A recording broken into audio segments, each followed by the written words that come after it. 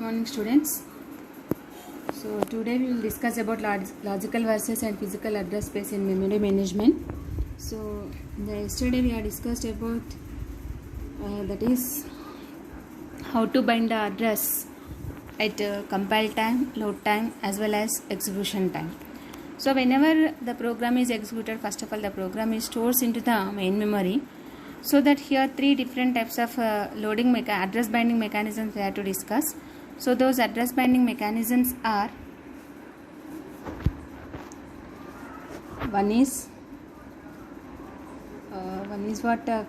first one is the compile time binding, and next one is the load time, and third one is the execution time.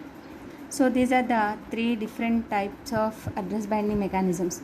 So whereas coming to the compile time binding, so how the binding is done, that means in the compile time binding our program is stored in the main memory at particular memory locations, that means absolute memory locations.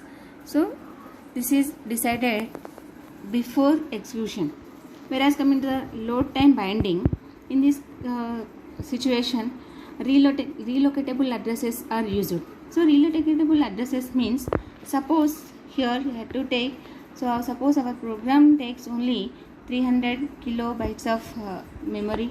So in that case, first it initially starts from 0 to our main memory size is like this, 0 to 800k. Suppose our program is stored into 0 to 300 memory locations. So that up to this our program is stored. So this is done at the time of compile time. Whereas in load time, that means the address locations, that means our program is loaded into relocatable memory locations. So for example, relocatable memory locations means different locations are there. For example, 400 kilobytes. So from these 400 kilobytes our program starts, so that last instruction is stored at 700 memory location, 700k. That means here 400 plus k plus 0. So here this 0 is nothing but logical address, whereas these two, 400 plus 0, called as physical address. So now we have to discuss about how this binding is done by using hardware thing. So that is what here we have to discuss. So first of all, the CPU generates some logical address. For example, so if it generates the logical address is 400, like these 400, and after so logical address is like some 400 something, and some relocatable register is there. This relocatable register means a starting address. So from where the location is starts, our program is stored. That means 400 is the relocatable register. This relocatable register contains this 400. For example, here relocatable register is the 14,000. Our logical address is 400. Now this logical address is added with this 14,000. This is the base address. So this gives physical address, that is 14,400 is the physical address. Now our program is stored into this 4,400 memory location. So after that, suppose 401 is the logical address is generated by the CPU. Now this is what the 4,401 is the physical address. So this is a hardware concept.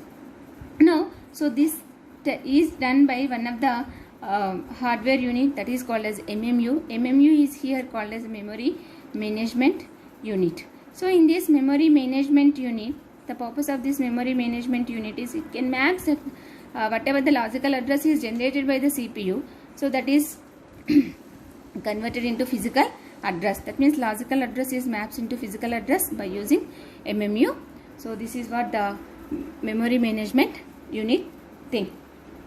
Next, here whatever the addresses are generated by the CPU, so those addresses are called as logical addresses. And next, here coming to the physical addresses, address seen by the main memory, that is address seen by main memory unit, that is loaded into MAR, means memory address register. whatever the addresses are seen by the main memory means memory address register, those are called as physical addresses. So these are called as a physical addresses. So these here the physical addresses and logical addresses. This physical address and logical address and physical address both are same at the time of compile time as well as load time, whereas these two are different in execution time. So these are different at execution time, but these two are the same at compile time. So here that in the logical addresses, that means logical addresses is also called as virtual addresses. Here logical addresses is nothing but virtual addresses. Other name of this logical addresses is called as virtual addresses. So set of logical addresses means number of set of logical addresses are generated by the CPU are called as logical address space. Set of logical addresses nothing but logical address space, whereas set of physical addresses are called as physical address space. So number of logical addresses are generated by the CPU called as logical address space, and whatever the addresses are mapped into physical addresses, those set of physical addresses are called as physical address space.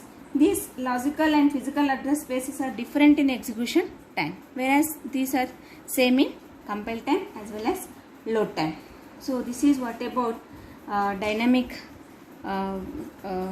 This is called as dynamic loading. That means here then the load time what is done, whatever the logical address is generated, that is converted into physical address by using relocatable format. That's why this is the dynamic loading concept. This is the logical versus and physical address.